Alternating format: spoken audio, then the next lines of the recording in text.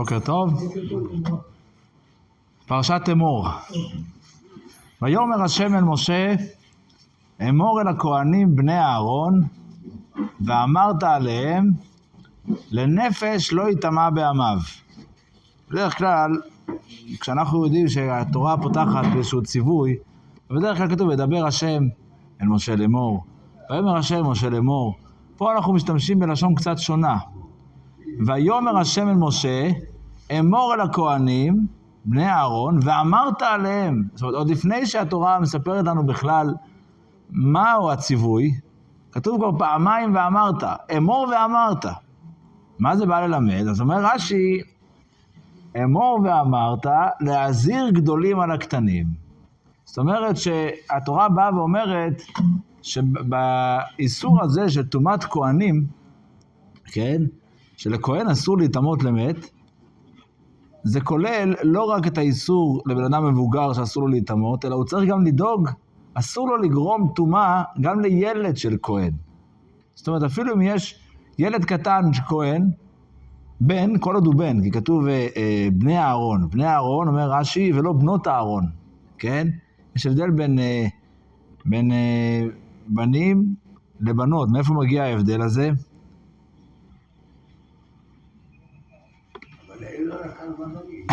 מה?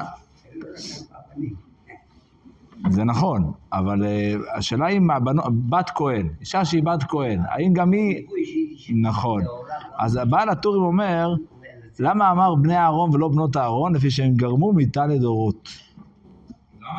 הם גרמו מיתה לדורות. כן. זאת אומרת ולכן עליהם לא חל הדין הזה. אבל הנקודה היא שבאמת אנחנו יודעים שיש לזה גם השלכה. כל פעם שיש בן של כהן, צריכים להוציא אותו, עד כדי כך שיש דיון בהלכה, מה קורה על אישה אשת כהן, שהיא בהיריון, כן? השאלה אם מותר לה להיכנס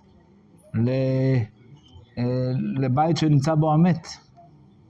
להיכנס למקום שיש לוויה, או מקום, מה אתם חושבים? מה זה מה? היא, על האישה אין ציווי של טומאה, אבל היא בהיריון. יש לה עובר. העובר הוא כהן. השאלה אם יש בעיה לטמות אותו. נראה שהוא כהן, אז למעשה, למעשה כתוב בהלכה שהיא לא צריכה להיזהר. למה? כי יש פה שתי ספקות. יש פה ספק אחד אולי בזמן ההיריון בכלל לא מקבל טומאה, כי הוא נקרא, הוא בלוע, כאילו, וספק שני, אולי זה בן ואולי זה בת. וכאן מתחילה השאלה, מה קורה כשאנחנו יודעים אם זה בן או בת? עשינו בדיקת אולטרסאונד ומצאנו שזה בן או בת. האם אז כן תצטרך להיזהר? היא יודעת שזה בן. אבל לכאורה, לפי ההלכה, צריכים לדון בזה, אבל לפי ההלכה, בדיקת אולטרסאונד זה עדיין לא יוצא מכלל ספק. זאת אומרת, כבר קרו מקרים שבאולטרסאונד קבעו משהו אחד, ואחרי זה ראו משהו אחר. אז אני לא יודע אם זה באמת כבר מכריע, אבל בכל אופן, אבל זה בעצם נלמד מהפסוק אמור ואמרת, להזהיר גדולים על הקטנים. האמת היא, כשפותחים את הגמרא מסכת יבמות, אנחנו רואים שהגמרא מביאה את הדין הזה, שהגדולים צריכים להזהיר את הקטנים, זה מופיע בתורה בעוד מקומות. בעוד שני איסורים אחרים. איסור אחד, זה מופיע ביחס לשרצים. כן? כתוב, התורה אומרת, קראנו את זה גם לפני כמה פרשיות, בפרשת שמיני, כתוב על השרצים, כתוב, כל הולך על גחון, וכל הולך על ארבע, עד כל מרבה רגליים, לכל השרץ השורץ על הארץ, לא תאכלום כי שקץ אם. אז אומרת הגמרא, מה זה לא תאכלום? אפשר לקרוא את זה גם לא תאכילום. זאת אומרת שהאיסור שרצים הוא לא רק שאתה אסור לך לאכול שרצים, אלא אתה גם צריך לדאוג שהילד שלך גם לא יאכל שרצים. ויש גם ציווי נוסף ביחס לדם. בדם זה גם קראנו את זה בפרשיות האחרונות, כתוב על כן אמרתי, קראנו את זה שבוע שעבר, על כן אמרתי לבני ישראל, כל נפש מכם לא תאכל דם. מה זה כל נפש? מה בא לרבות המושג של כל? אומרת הגמרא, להזהיר גדולים על הקטנים. זאת אומרת, בעצם בשלושה איסורים, התורה אומרת לי, אתה חוזרת על האיסור הזה של להזהיר גדולים על הקטנים. עכשיו, בדרך כלל אנחנו יודעים, הכלל בתורה, שכשיש לך, במקום אחד, התורה מגלה לך משהו אחד, אתה יכול ללמוד מזה לשאר המקומות. אם התורה אבל צריכה לחזור על זה עוד הפעם ועוד הפעם ועוד הפעם,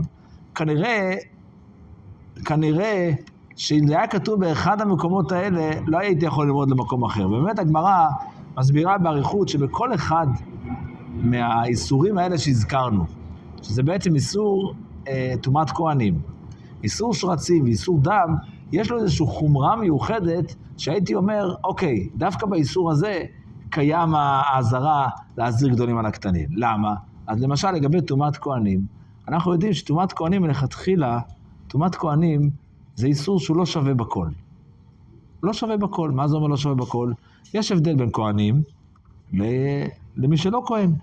גם בכהנים עצמם יש הבדל בין בני אהרון לבנות אהרון. בנים מצווים בזה, הבנות לא מצוות.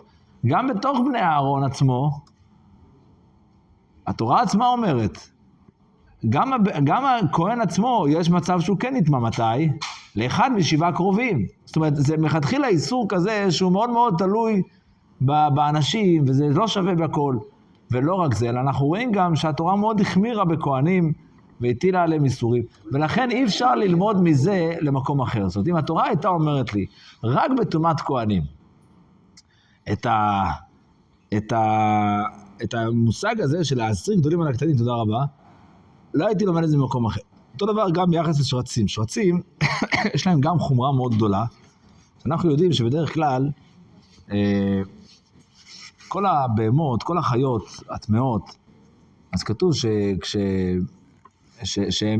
כשהם מתים, אז הם מטמאים. כל בן אדם שנוגע בהם, יש לו טומאה. טומאה, אנחנו לא נוהגים בטומאה הזאת היום, אבל בעבר היה כזה טומאה, כן? טומאת נבלה. אבל בדרך כלל טומאת נבלה, כשאדם נוגע בנבלה, אדם נוגע במשהו שהוא מת, בדרך כלל צריך להיות שיעור מסוים. מה השיעור שצריך להיות? צריך להיות כזית. אם יש פחות כזית נבלה, אז זה לא מטמא. חוץ משרצים. שרצים, הטומאה שלהם זה כעדשה. כעדשה זה אומר הרבה יותר קטן, זה כאילו משהו מינימלי. אז הייתי אומר, אם היה כתוב בתורה, רק באיסור הזה של השרצים, שלא להאכיל לילדים, להזהיר גדולים על הקטנים, לא הייתי לומד את זה במקומות אחרים. ואותו דבר גם בדם. בדם אנחנו יודעים שדם, בדרך כלל כשהתורה אומרת לנו שאסור לאכול משהו, כן? אסור לאכול נבלה, אסור לאכול טרפה, אסור לאכול אפילו שרצים. בדרך כלל, כשבן אדם עובר על זה, מה הוא עובר? הוא עובר על איסור לאו. איסור לאו זה בעצם גורם שאדם, המקסימום שמה יעשו לו? ירביצו לו, כן? מלכות, כן? 39 מכות. אבל בדם התורה החמירה יותר. בדם כתוב ונחרטה, זאת אומרת ונחרטה הנפש, בדם יש איסור כרת, זאת אומרת שבדם יש משהו הרבה יותר חמור מאשר כל העבירות האחרות, ולכן אם התורה הייתה אומרת רק בדם, אם התורה הייתה אומרת רק בדם את האיסור הזה, אז מה? אז לא היינו לומדים, ולכן התורה הצריכה לחזור על זה 3 פעמים, גם באיסור הזה, גם באיסור הזה, כדי ללמד אותי שתמיד צריך להזהיר גדולים על הקטנים. ופה יש ויכוח, האם באמת האיסור הזה נעצר דווקא ב3 האיסורים האלה, או שאפשר ללמוד מזה לשאר האיסורים שבתורה. יש מחלוקת גדולה בראשונים. למעשה להלכה, האיסור הזה שבן אדם אסור לו להביא איסור לילד בידיים, כן? זה בעצם איסור מדרבנן. רק בדברים הספציפיים האלה זה איסור דאורייתא, כך לכאורה זה נקבע להלכה, אבל גם אשת כהן שגם זה איסור להזהיר אותה. מה זה מה? לא. אשת כהן. שלא תיכנס לביקורת ספק, אבל להזהיר אותה מדרבנן שלא תיכנס.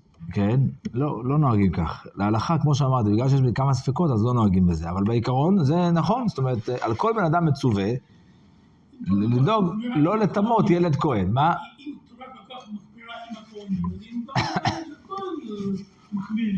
זה לא כתוב. שגם אישה תהיה טמאה? שהאישה עצמה תהיה טמאה?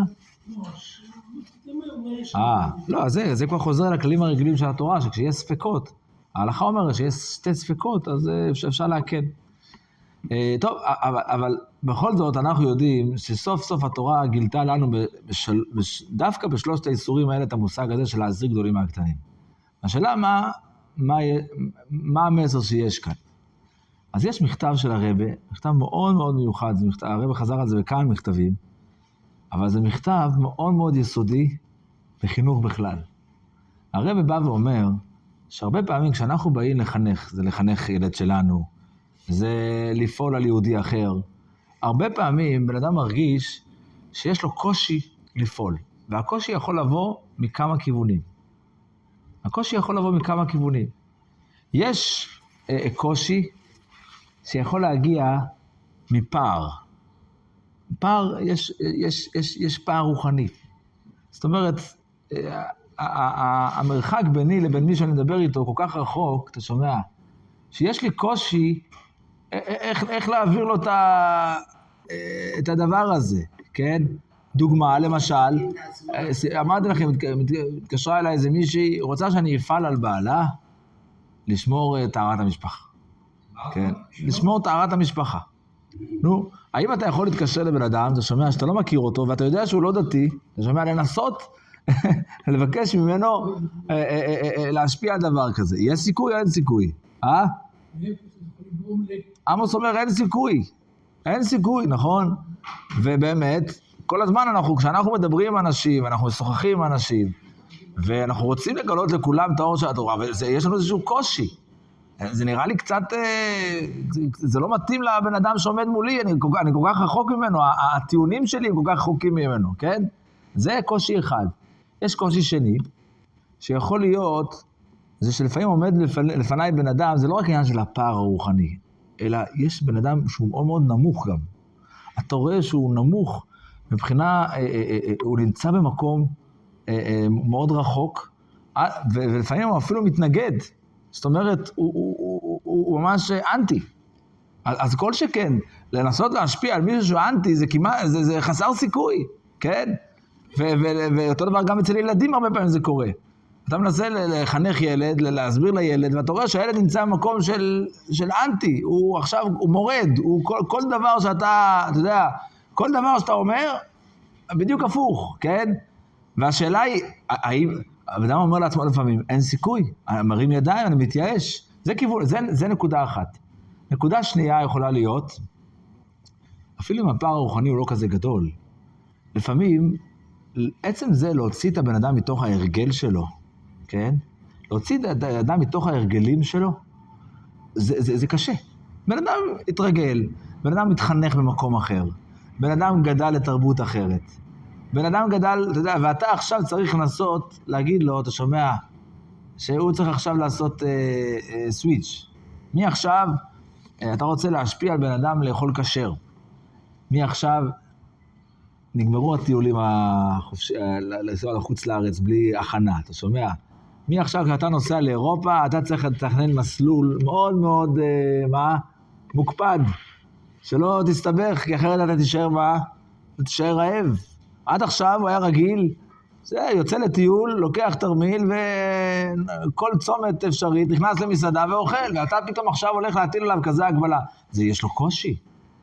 גם אם הוא רוצה, אתה שומע, גם אם הוא רוצה, והוא מאוד מעוניין, יש לו קושי, יש לו מחסום, למה? כי הוא התרגל אחרת. הוא התרגל אחרת. אתה אומר לו, תשמע, הממתק הזה שאתה אכלת עד עכשיו, זה דבר שהוא אסור באכילה. אני כל כך רגיל אליו, זה התמצית של החיים שלי. אני לא יכול בלי הקפה הזה, אני לא יכול בלי השוקולד הזה. אתה אומר לי עכשיו השוקולד הזה אסור. איך אני יכול להיפרד ממנו? זה קשה. בן אדם התמכר למשהו, בן אדם התרגל למשהו, אז מה? קשה להזיז אותו. אז יש פה עוד מניעה.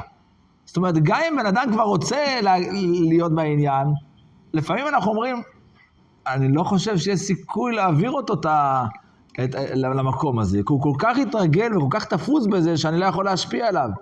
ויש עוד בעיה, וזו בעיה שלישית. בעיה שלישית זה שלפעמים אנחנו מדברים עם אנשים על דברים שהם קצת רוחניים, קצת ארטילאים, קצת מופשטים, אתה שומע? התקשר אליי איזה מישהו, שהוא עובד באיזשהו משרד שרובם האנשים עדיין לא שומרים תורה ומצוות, אבל הוא דיבר איתם, הוא מאוד נחמד, והם התחילו לשאול אותו שאלות. אז יש להם הרבה מאוד, אתה שומע? הרבה מאוד שאלות. הוא אומר להם, תקשו, אני לא רב, אני דתי, אבל אני לא רב, זה לא המקצוע שלי. אז הם אומרים לה, אז תביא מישהו שזה המקצוע, אולי למסור לנו שיעור. אז הם רוצים שנעשה שיעור, אתה שומע? רצו שנעשה שיעור במשרד, והם יעלו נושאים, וישאלו כל מיני שאלות. אחד השאלות שאלו, אתה שומע? וזה מאוד הטריד אותם. למה נוטלים ידיים? כל בן אדם דתי, לפני שאוכלים, שוטפים ידיים, 1, 2, 3, 4, ופעם ככה, ופעם ככה. איך אתה מסביר, אתה שומע, לבן אדם, שהוא לא בעניין, שהוא לא בזה, איך אתה מסביר לו על נטילת ידיים? זה נראה כל כך רחוק, זה נראה כל כך תלוש, אתה שומע? והוא מתחיל לשאול אותך, רגע, אז יש טומאה, אז למה כשאני אוכל תפוח, אני לא צריך ליטול ידיים, ולמה דווקא לחם זה טומאה? וזה, אתה יודע, בדברים האלה אין הרבה מה לענות, נכון? למה? כי תמיד טומאה, מה זה? זה דבר רוחני, זה דבר שאין לו באמת הסברה. מה שאמרו לנו זה מה שיש. למה? מה אכפת לך להיות טמא? מה זה מפריע לך שיש טמא? האם אתה רואה שינוי בין לפני שהוא נהיה טמא לאחרי שהוא נהיה טמא? זה דברים שלא נתפסים בשכל. אז אתה אומר לעצמך, יש דברים שאתה יכול להעביר, יש דברים שאתה יכול להגיד, אני יודע מה, שמירת שבת, כל שכן בן אדם לחברו, אתה יכול, יש לך דרך להסביר לאנשים את ההיגיון, את הרציונל, אפילו דיני משפחה, אפילו דינים של משפחה, מה אסור ומה מותר. יש לזה רציונל, כן? התורה מאוד מאוד חינכה כדי שיהיה משפחות טובות ובריאות, ושכל אחד יהיה לו את המשפחה הייחודית שלו. אתה יכול למצוא איזשהו, אתה יכול להתווכח, אבל יש איזשהו רציונל. אבל יש דברים שהם לא רציונליים, ויש קושי גם את זה להעביר לשני. אומר הרב שלמעשה, כשהתורה באה ואומרת לנו, להזהיר גדולים על הקטונים, בשלושת האיסורים שהזכרנו מקודם, התורה לא סתם בחרה את האיסורים האלה, אלא למעשה באה התורה ואומרת, ששלושת האיסורים האלה מייצגים את שלושת הבעיות שהזכרנו. אומר, איסור שרצים. מה זה איסור שרצים? איסור שרצים, אתם יודעים שהגמרא דנה על הדין של מומר. אדם שהוא מתנהג לא לפי ההלכה. אבל אנחנו יודעים שיש הבדל גדול בין מומר לתיאבון, לבין מומר לאחיס. יש מומר שהוא אוכל לתיאבון. מה זה תיאבון? זה טוב לו, זה טעים לו. אם תביא לו משהו כשר, אז מה? הוא גם יאכל. מה זה משנה? כן? אתה יודע, אומרים שכשבן אדם יורד, עוזב את החברה הדתית, יורד מהדרך, כן? אז איפה יודעים שהוא באמת באמת התרחק? כשהוא נכנס למסעדה מהדרין. כן? כי למה? כי יש מה שנקרא לאחיס. יש בן אדם שהוא רוצה לאכול דווקא לא כשר. הוא רוצה לאכול דווקא אתה לא כשר. אני רוצה להראות שאני מסוגל. אני רוצה להראות שזה לא עושה לי כלום. כן? אבל יש בן אדם שהוא פשוט נהנה מהחיים. מה שטוב, מה שזול, אתה שומע? זה נקרא מומר לתיאבון. אז יש מומר לתיאבון ויש מומר לאחיס, כן? כן. יש מקר אחד. כן. הוא אומר ככה, כל הזמן אומר לי. הקשה, אי אפשר לקרוא את זה. זה לא טעים. זה אחיס? לא. לתיאבון. זה לתיאבון. הוא אומר, הקשר לא, יש לו איזושהי סטיגמה שהקשר לא טעים. כן? יש סטיגמה שהקשר לא טעים. אז בסדר, אז הוא רוצה מה שיהיה לו טעים. יש לו דעה שלא קשר, זה טעים. לא משנה, אבל הוא מחפש את הטעים. הוא לא מחפש את הלא כשר, הוא מחפש את הטעים. אז זה נקרא לתיאבון. אבל מה? יש הרבה, רובם ככה. רוב האנשים, לא אכפת להם, תביא לי כשר, תביא רק שיהיה טעים. כן? בן אדם שהוא לא שומר על כשרות. אבל יש בן אדם שאוכל לאחיס. אומרת הגמרא, שאם אתה רואה בן אדם שאוכל שקצים ורמסים, אתה שומע? שקצים ורמסים, זה הנפש קצה בהם, זה דבר שהוא מאוס. זה בן אדם שנורמלי לא אוכל. אף אחד לא אוכל נמלים ואף אחד לא אוכל... אם אתה רואה בן אדם שאוכל שקצים, מה זה אומר?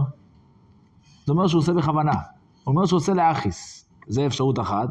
אפשרות שנייה שהוא כל כך בן אדם נמוך, והוא כל כך שפל, שהוא כבר לא בוחל בשום דבר. אפילו דברים שהם, אתה יודע, הם מעושים, וזה מה שקורה, לפעמים זה קורה שבן אדם כל כך שקוע איך הנביא אומר, כל כך אדם שקוע בתוך, לא רק תאוות, אלא בתוך מקום רחוק, בתוך זה, שדברים שבן אדם נורמלי אומר, סולד מהם, כן? זה הופך להיות אצלו מה? משהו טוב. זה אנשים שמתהפך להם משהו בנפש, כן? זה הופך להם, יש הרבה תופעות כאלה. כשבן אדם כל כך שקוע, מה שנקרא, הופכים חושך לאור ואור לחושך, דברים, הכל משתנה. אבל זה מראה שהבן אדם נמצא במקום מאוד נמוך. בין אם הוא מתכוון לאחיס, ואולי אפילו עוד יותר גרוע, כשהוא לא מתכוון לאחיס, אבל הוא כבר נמצא במקום כזה, שאפילו הדברים שכל בן אדם דוחה אותו, הוא מושך אותו, מה זה אומר? זה אומר שהוא נמצא במקום מאוד מאוד רחוק. ואז מגיע בן אדם ואומר, איך אני יכול להשפיע על האדם כזה? אני לא יכול להשפיע. אין סיכוי. מה אומרת לך התורה? להזהיר גדולים על הקטנים. גם באיסור אכילת שקצים, יש לך אפשרות להשפיע. זה נקודה אחת. נקודה שנייה, יש בן אדם, אתה שומע, כמו שאמרתי, אולי הוא לא כל כך רחוק, אבל הוא מאוד מאוד שקוע בתוך, הוא מחובר מאוד למה שהוא עושה.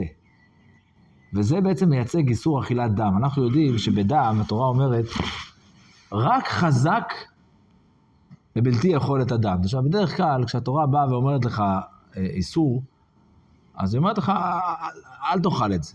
כשהיא רוצה לחזק את האיסור, מה היא אומרת לך? ישמר לך פן, כן, זה תוספת חומרה, נכון? אבל בדם כתוב, רק חזק לבלתי יכול את הדם. למה? כי האדם הוא הנפש. למה כתוב רק חזק? למה אדם כל כך צריך להתחזק כדי לא לאכול דם? מה חז"ל אומרים? חז"ל אומרים שבאותו תקופה, עם ישראל היה שטופים בדם. למה היו שטופים בדם? זה היה הרגל של מצרים. אנחנו יודעים, קראנו את זה עכשיו בתורה, בפרשה האחרונה. קראנו שמה, וגם היה שם את הציווי על דם, נכון? אז התורה אומרת, באיזה פרשה זה היה? פרשת אחרי. נכון? אבל שם יש איזשהו פסוק, שעל פניו הוא לא מובן. כתוב שמה,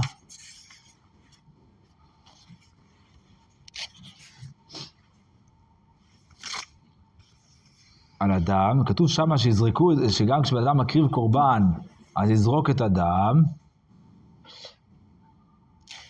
וזרק הכהן את הדם על מזבח השם פתח אוהל מועד, ולא יזבחו עוד את זבחיהם לשעירים, אשר הם זונים אחריהם. מה זה יזבחו את זבחיהם לשעירים? מה זה יזבחו את זבחיהם לשעירים? מה זה השעירים?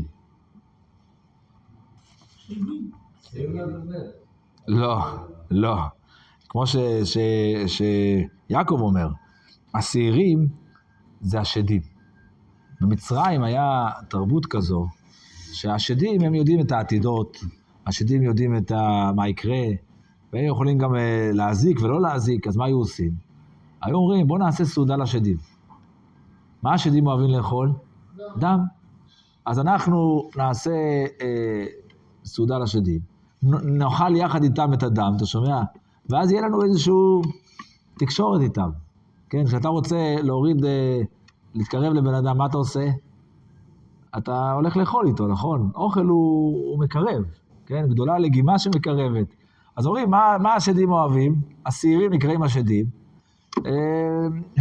זה אדם, אז ככה, ולמעשה, הם היו כל כך רגילים בזה, שהם לא יכלו להתנתק מזה. ולכן התורה באה ואומרת, רק חזק לבלתי יכול את הנפש. דרך אגב, החז"ל אומרים שיש בזה מחלוקת. יש כאלה אומרים שדווקא דם זה דבר שהנפש קצה בהם. אבל זה לא סותר. יכול להיות בן אדם שהוא עושה משהו שהוא בעצם הוא קץ בו, בעצם זה מאוס אצלו, אבל הוא חושב שזה כל כך טוב לו שמה, זה הופך להיות מה? זה הופך להיות על דרך כמו אנשים שמכורים לאלכוהול, כן? זה לא תמיד זה טוב להם בשעת מעשה, לשתות את זה, זה לא טעים ולא, אבל מה? הוא כבר מרגיש שזה הפתרון שלו לכל הבעיות שלו, אתה מבין? וככה הוא מתמכר לזה, ואחרי זה לך תוציא אותו. כן? איזה קשה להוציא בן אדם מהתמכרות. אז אתה אומר לעצמך, יש בן אדם שהוא כל כך שקוע בתוך התאווה שלו, כל כך שקוע בתוך העולם שלו, אפילו כמו שאמרנו, אם הוא רוצה להתקרב, זה כל כך קשה להעביר אותו. אין לי סיכוי. אין לי סיכוי להשפיע על בן אדם, אתה שומע? אין לי סיכוי להשפיע על בן אדם להשתנות. אומרת לך התורה, גם באכילת דם, להזהיר גדולים על הקטנים. האנשים הגדולים, האנשים שהם ברי דעת, האנשים שהם בתוך העניין, יש להם יכולת להשפיע על אנשים שהם עדיין קטנים בנושא הזה. שהם עדיין לא בעניין. יש לך סיכוי. ואותו דבר גם ביחס לאיסור טומאת כהנים. כמו שאמרתי, איסורי טומאה תמיד הם דברים מאוד מאוד מופשטים. הזכרנו גם את זה מקודם. טומאת כהנים זה דבר שהוא לא מבוא מהשכל. לזה מותר, לזה אסור. לילד הזה מותר, לילד הזה אסור. למת הזה מותר, למת הזה אסור. כהנים מותר, אסור, לזה אחר. זה דברים, ומלכתחילה כל המושג של טומאה זה דבר מאוד מופשט ורוחני, כן? אז גם יש בעיה, יש קושי לפעמים, אתה אומר לעצמך, אין לי בעיה לדבר עם בן אדם על דברים מסוימים. לדבר איתו על דברים רוחניים, לדבר איתו על דברים מופשטים, זה נראה קצת רחוק. זה נראה קצת, זה דברים שקשורים קצת לאמונה. אתה יודע, יש, כן. במסורת ספרדית יש מושג שנקרא אינדולקו. אם שהגיעים לכחול הבית, אותו השולחן, שמים כל מיני מחלים אחרים, סוגרים את הדלת, ומשאירים את זה לילד. יפה. יפה. לא, אז הנה יש לך דוגמה טובה לאמונה הזאת, כן? זה ברור אבל שכשאנשים מאמינים במשהו, אז הם יכולים לעשות בשביל זה הכל. והם דפוסים בזה, קשה לך להתנתק בבן אדם, כן? מי סיפר לי? סיפר לי איזה מישהו. מי סיפר לי השבוע? נפגש עם איזה מישהו. עם איזה איש עסקים. זה אדם מכובד, נורמלי, הכל היה נראה. פתאום הוא נעלם באמצע הפגישה. הוא מחפש אותו, עובר חדר, הוא רואה אותו יושב מול פסל, אתה שומע? הוציא איזה פסל מהכיס, מבקש ממנו בקשות, אחרי זה הוא חזר ככל האדם. אתה אומר לעצמך, תגיד, הוא משוגע? לא, הוא לא משוגע, הוא התרגל לזה. זה החינוך שהוא קיבל. ככה, לא. אבל אתה אומר לעצמך, זה נראה לך שיגעון. נכון, זה נראה משוגע, אבל זה בן אדם שהתרגל לזה. יהיה לך קושי מאוד גדול להוציא אותו מזה. כל פעם שיש לו מצוקה, הוא הולך לפסל. כל פעם, זה דבר שהוא תפוס בו, הוא מורגל בו, יש לך קושי להוציא אותו, נכון? אז זה כמו שאמרנו, זה הנושא של ההרגל. אבל נחזור לנושא של טומאה. למעשה, כמו שאמרנו, יכול להיות 3 קשיים לבן אדם להשפיע על מישהו אחר. או בגלל המרחק ביניהם, ושהבן אדם השני נמצא במקום מאוד מאוד נמוך, או שאפילו מתכוון נגד ואנטי ולהכיס ולמרוד. זה סיבה אחת לא להשפיע על בן אדם. יש אפשרות שנייה, שאתה אומר לעצמך, בן אדם כל כך תפוס בזה ורגיל לזה, מה אתה תשנה לו את החיים? הוא לא יעמוד בזה והוא לא יעשה את זה. אז חבל על לדבר, תדבר על משהו אחר. דבר על משהו אחר. אתה עכשיו מדבר על בן אדם, תזמין אותך לדבר על אנשים, דבר איתם על כשרות, תגיד, זה אסור לאכול, מה אתה מתערב לאנשים על צלחת? דבר איתם על לאכול מצה, זה דבר שאיכשהו יכולים להתחבר. זה בסדר. אבל מה אתה מדבר איתם על דברים? יש קושי להעביר מסרים כאלה. וכל שכן על דברים שהם רוחניים, כמו שאמרתי. דברים שבן אדם כאילו, אומר לעצמך, אני לא מאמין, לא יודע כלום, מה אתה אומר לי עכשיו? ליטול ידיים, לא ליטול ידיים. מקווה, לא מקווה, זה מה שישנה את העניין. זה מה שישנה את העניין.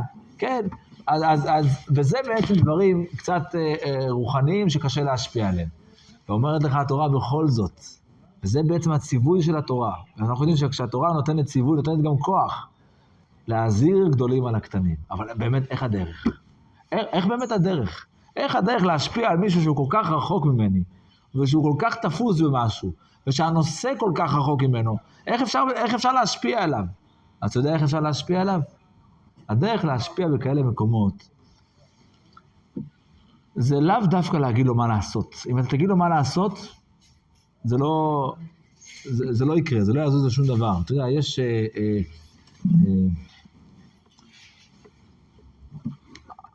התרנגולת מטילה ביצה, נכון? מטילה ביצה, והיא דוגרת על הביצה. אבל אחרי זה מגיע השלב האחרון, מי צריך לבקוע את הביצה? מי צריך לבקוע את הביצה? האפרוח. האפרוח. התרנגולת, דבר ראשון, לא יודעת מתי לבקוע את הזה. זה עניינים, זה משחק, אתה שומע? אם אתה תפתח את הביצה בשלב מוקדם מדי, אז מה? הוא ימות. רק האפרוח, אתה שומע? רק האפרוח יכול, הוא צריך לעשות את זה בעצמו. אז התרנגולת יושבת ומחכה, אתה שומע? היא מצפה, היא כבר כל כך הרבה שבועות דוגרת ומעניקה וכולי, אבל עכשיו הכל תלוי במה? הכל תלוי באפרוח. והיא יודעת שאם היא תנסה קצת לעזור לו, אתה שומע? זה רק יהרוס. כן? אתם מכירים את המשל על הפרפר, יש כזה משל עממי על פרפר. שהפרפר צריך לצאת מהפקעת, אז הוא חייב לצאת מעצמו. מספרים על ילד שניסה לעזור לפרפר, ומה קרה? הוא הרג אותו. לא הרג אותו, אבל הפרפר לא יכל לעוף אחרי זה. דווקא הקשיים האלה שהפרפר יוצא בדרך, וזה מאמץ אדיר, ואתה רואה אותו נלחם, וזה מלחמה של שעות. שעות ממש, גם מפרוח, לפעמים לוקח לו לצאת מהביצה שעות. אל תעזור לו. אל תעזור לו. למה אל תעזור לו? כי כשאתה מגיע מבחוץ, זה לא יהיה טוב. זה לא יהיה טוב. אם אתה רוצה שדבר יחיה, אתה צריך שזה יגיע מעצמו. אבל מה אתה כן יכול לעשות? אתה לא רק יכול לעשות, אלא אתה צריך להעניק חום. להעניק אהבה, אתה שומע? ובנושא של חינוך, להעיר. להעיר, אתה שומע? זה אומר שגם אם אתה מדבר, אתה מגיע לקהל, הקהל, אתה אומר לעצמך, הם לא מדברים בשפה שלי, הם רחוקים ממני, אני במקום אחר לגמרי, הם כל כך מורגלים בדבר הזה, איך יש לי עכשיו דרך לחנך אותם, להסביר להם, לא יודע, איזשהו נושא שזה כל כך רחוק מהם, נושא של כשרות למשל, כן?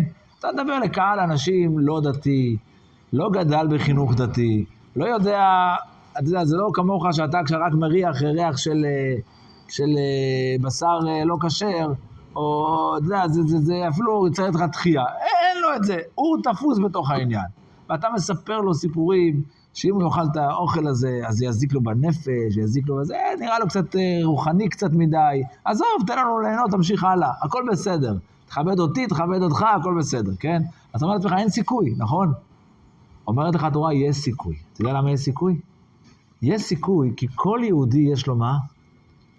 יש לו נפש אלוקית. בעצם מה הוא? בעצם הוא רוצה. בעצם הוא רוצה. אתה רק צריך מה? להראות לו את האמת. להראות לו את האמת ולקרב אותו. וזה בעצם הדרך הכי נכונה. אתה שומע? זה מה שאומרת לך התורה, להזהיר גדולים על הקטנים, דווקא בדברים האלה, שיש כל כך מרחק בין המחנך למחונך. אתה צריך לעשות את זה באופן שהמחונך יגיע לזה, כאילו בכוחות עצמו.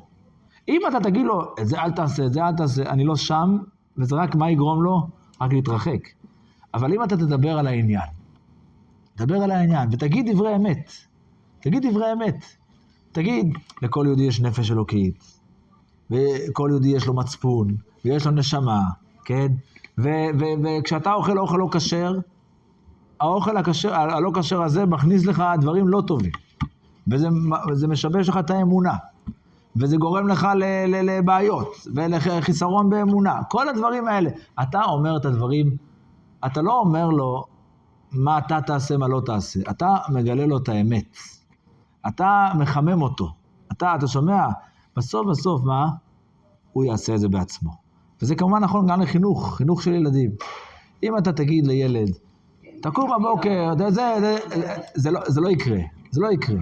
אבל אם אתה תשב איתו, בזמנים רגועים, ואתה תסביר לו כמה זה נחמד, וכמה זה נעים, וכמה כל דבר דורש השקעה, וכמה כל דבר, ובסוף מה קורה כשמישהו יש לו, משקיע איזה תוצאות הוא מגיע, וכמה חשוב לעמוד בזמנים, וכמה חשוב ללכת לישון בזמן, אבל תעשה את זה בצורה נכונה, אל תדבר על ללכת לישון בזמן, אלא תספר איזשהו סיפור שהוא יבין מאליו תראה לו איזשהו מישהו שעבר כבר הצלחה, תראו איזשהו מישהו, איזשהו חוויה של מישהו שהצליח משהו, המציא משהו, חידש משהו, לא יודע מה, תגידו לו איך הוא הגיע לזה, תגיד אתה לבד איך הוא הגיע לזה.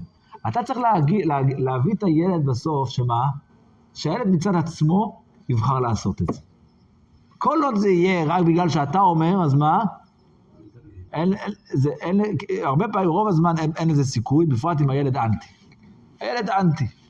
הילד עכשיו נמצא, אתה יודע, יש גיל הטיפש 10, שהילד הוא כבר הופך להיות מה? מורד. וההורים שוברים את הראש, תולשים שערות. כל דבר שאני אומר לו בדיוק הפוך, והוא מחפש לעשות. זה נכון. אין לך מה לדבר איתו על הדבר עצמו עכשיו. הוא לא שם. אתה צריך לחמם.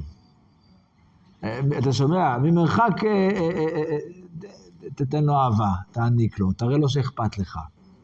ותשתדל להראות לו בדרכים שאתה, רק אתה יודע ורק אתה מכיר, לעשות את זה בצורה נעימה, להראות לו את היופי בחיים אחרים.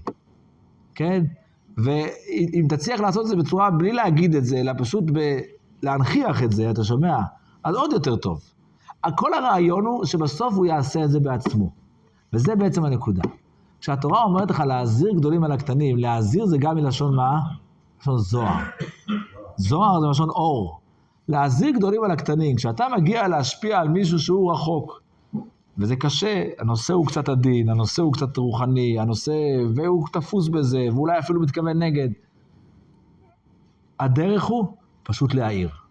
אמרתי לכם את הסיפור, הזכרתי מקודם, שמישהו התקשרה אליי, רוצה שאני אשפיע על בעלה, טהרת המשפחה. איך אני אשפיע? מה אני לא מכיר אותו. והאמת היא שניסיתי גם, אתה יודע, ניסיתי ככה לדבר איתו, אז הוא אומר לי, כבוד הרב, אשתי משגעת אותי. אני בסך הכל נהג משאית, 2 משמרות, אני עובד קשה, מה אתה, כאילו, כל אחד, אתה שומע, מה אתה רוצה? באמת, אמרתי לעצמי, מצד שני, היא כל כך רוצה. איך מביאים משהו כזה, אתה שומע? אז הלכתי להתייעץ עם חמי. חמי, הרב ליברמן, הוא השליח של הרבי באשקלון, יש לו הרבה ניסיון של הרבה שנים, ודברים כאלה. אז הוא אומר לי, לך תשפיע עליהם דבר ראשון לעשות קידוש בערב שבת. שהאישה תדליק נרות. לך, תתחיל מדברים מהירים, אתה שומע? ברגע שאתה תשפיע עליהם, בדברים מהירים.